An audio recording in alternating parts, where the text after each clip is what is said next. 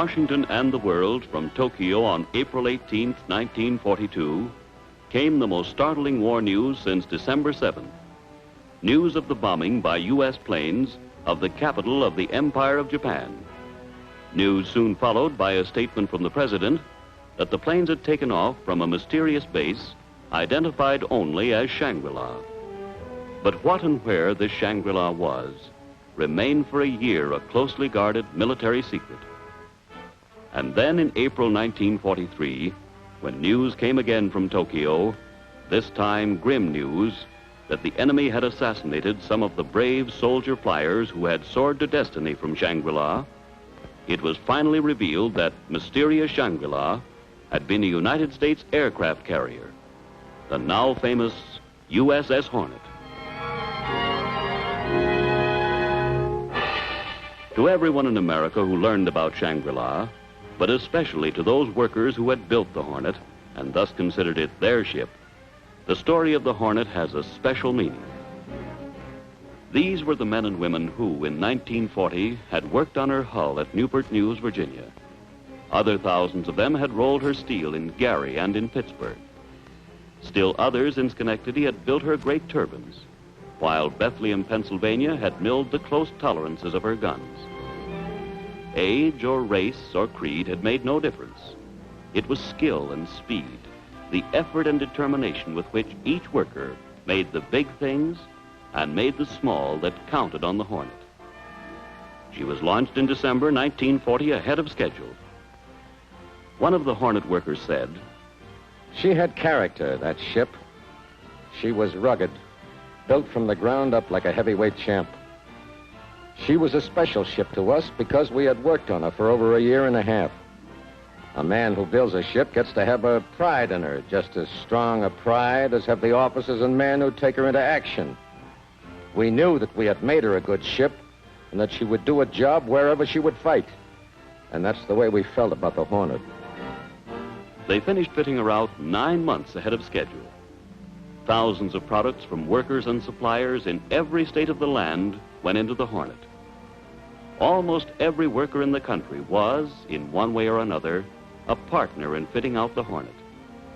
The Navy had planned everything so that wherever in the world she was to go into battle, the right tool would be found ready at the right time and in the right place. And the sons and brothers of many an American worker were to man the Hornet, were to fly her planes and fire her guns and drive her into battle. On October 20th, 1941, the officers and men of the Hornet stood to attention, smartly in Navy fashion, as their captain took command and as the Secretary of the Navy spoke to them of the job to be done. "We're holding this little ceremony which makes of the Hornet the seventh of its name, a ship of the Navy. I think you officers and men of the Hornet are especially to be congratulated that you man a ship which represents the last word, the latest development in the most recent arm of our service. And so, as you've become a part of the fleet, as the civilian head of that organization, I give you a fervent God bless you and God go with you."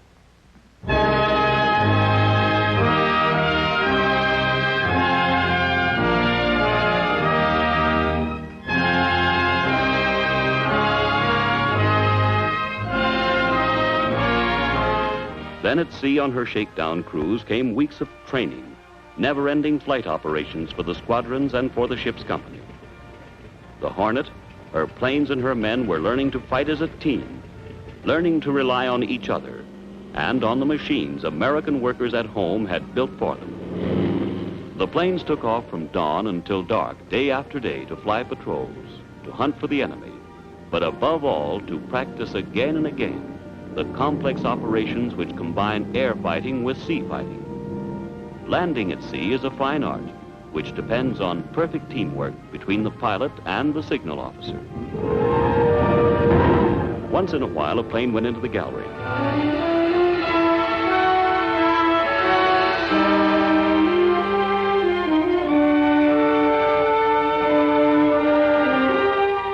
But practice makes perfect in training aviators, and the captain kept the planes coming aboard until landings under all conditions became second nature to the flyers and to the men of the ship.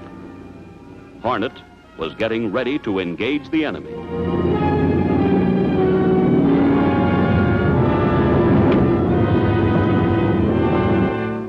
And then in April 1942, Colonel Jimmy Doolittle of the Army and his bomber squadron came aboard, and the Hornet headed west.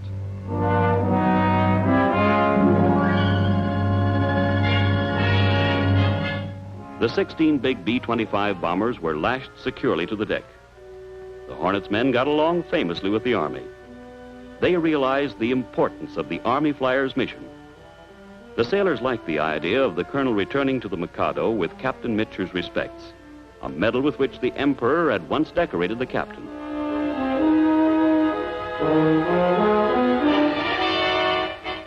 On the 18th of April, 800 miles from the shores of Japan, on the carrier's deck as she bit into the choppy waves, the Army planes were made ready for their takeoff. Each of them weighed 27,000 pounds and had a wingspread of almost 68 feet, only a few feet less than the width of the ship itself.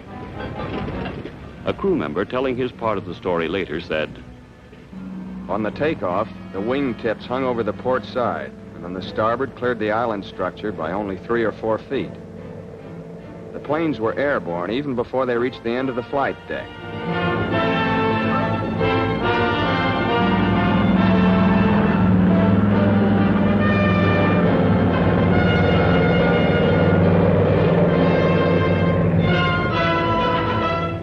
Colonel Doolittle dipped his wings to Admiral Halsey and to us, and disappeared into the clouds. We gave them all a cheer, wished them good luck, because we knew where they were going. Tokyo. The mission these bombers then completed brought war and destruction to the cities of the enemy. And as the carrier and its task force turned away into the Pacific, there arose the famous legend about Hornet, the legend of Shangri-La. And later aboard the Hornet came the men of Torpedo Squadron 8, who would take the battle to the enemy at Midway. Of the 30 officers and men who flew off the Hornet in this squadron, only Ensign George Gay was to return. Radio man George Field on his left would be killed. Ensign Gay said, "Here's our skipper, Lieutenant Commander John Charles Waldron, and Horace Dobbs as rear seat gunner. They would be killed. And so would Lieutenant Jimmy Owens, our exec, and Emilio Maffey. My friend Ensign Plywood Teets would die, and so would Hollis Martin. And Ensign Bill Robinson from Boston would meet his end with Ross Bibb. All except me in a hot few minutes." We roared off the Hornet for the Battle of Midway on June 4th, 1942. I'll never forget the last thing our skipper said. "I want each of us to do his utmost to destroy our enemies. If there's only one plane left to make the final run in, I want that man to go in and get a hit. May God be with us all. Good luck, happy landings, and give 'em hell." Attack was the watchword of Torpedo 8, and attack was in the minds of the men of the Hornet, who, over the radio, listened to the planes of Torpedo 8 as they went in for their last attack against 4 big Japanese carriers. Midway was one of the great naval victories of all time and forestalled an invasion of the continental United States. And in this victory, Torpedo 8 set an example of daring and of faith which should inspire all Americans. Those who died in the Battle of Midway were true sons of the Navy and true sons of the Hornet.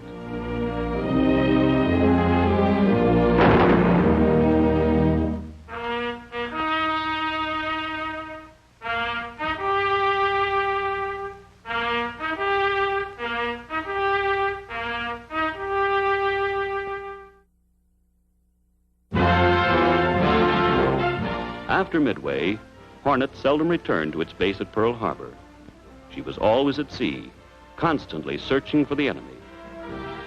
The crew exercised daily out on the flight deck in the open air and kept in fine physical shape.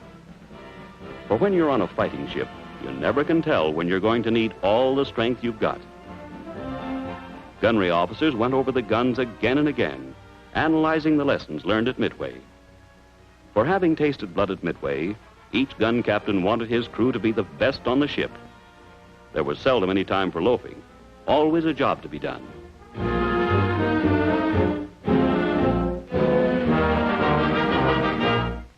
Sometimes at night below decks, for those off watch, there would be some relaxing in the wardroom.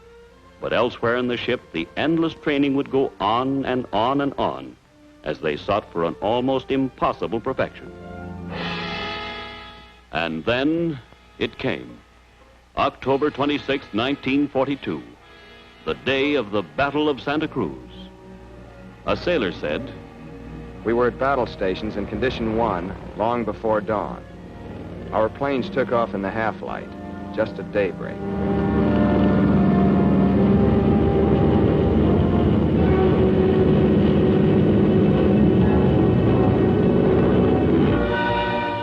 About 0900, word came from our air group to expect a large number of Jap bombers. We stood by for the attack.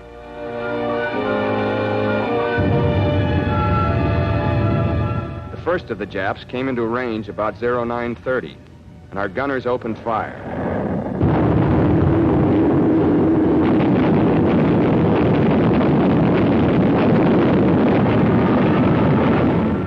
There were 2 different attacks during the day, and every Jap plane that got through our fighter screen was shot down by the Hornet's guns, 26 of them in 10 hours.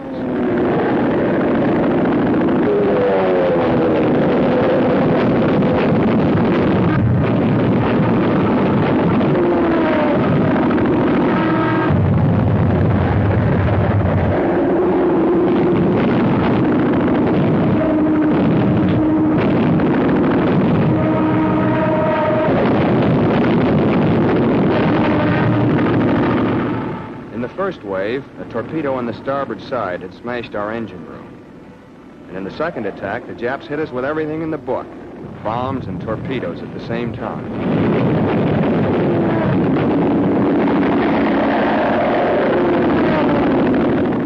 But our gunners continued to pump lead into the Japs, adding to our score, plane by plane. 3 Japs crashed aboard and started fires. With the engine room out, our power was gone. We lost steerage way and listed heavily to starboard. Later, during a lull in the battle, we organized bucket brigades. We flooded port compartments, but still listed to starboard 18 degrees. Knowing that we were in range of land-based Japanese bombers, and that it would no longer be possible to fight a ship that couldn't be righted, our skipper ordered us to abandon ship. We went over the side around 1700 and were taken aboard the rescue ship standing by.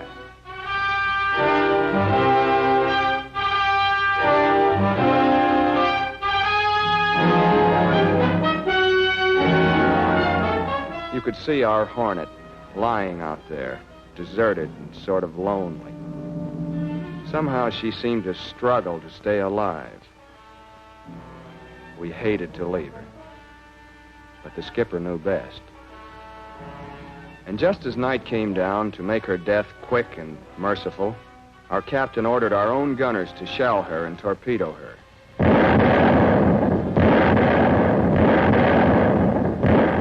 We knew how he must have felt giving orders to sink our ship when she had fought bravely in so many battles and had, in her career, shot down scores of Jap planes and damaged or sunk about 50,000 tons of enemy merchant shipping and over 200,000 tons of Jap warships. Next day, our wounded were transferred from the rescue ships to other ships that would take them home. Handling the stretchers was a good job of seamanship. And as each stretcher came aboard, some sailor would recognize a shipmate he'd been wondering about since we'd abandoned ship.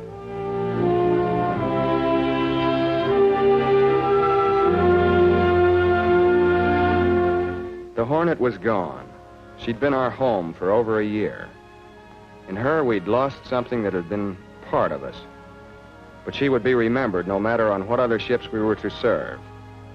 We knew that we had fought the Hornet well, that we had brought destruction to the enemy at Tokyo and Midway, at Guadalcanal, at Ricotta Bay, in the Coral Sea, and at Santa Cruz. She was a great fighting ship. And the fighting spirit of the Hornet lives on in her men as they go out in the new ships now being built by thousands of workers who are fighting the battle of production here at home in the same spirit as the Hornet fought the Japs. Today, the Navy must have many ships and planes, many other ships like the Hornet, great ships to drive deep into the waters of Japan, where from these new Shangri-Las, our enemy will feel again and again the full striking force of the Navy and of the workers behind it, the sting of the Hornet.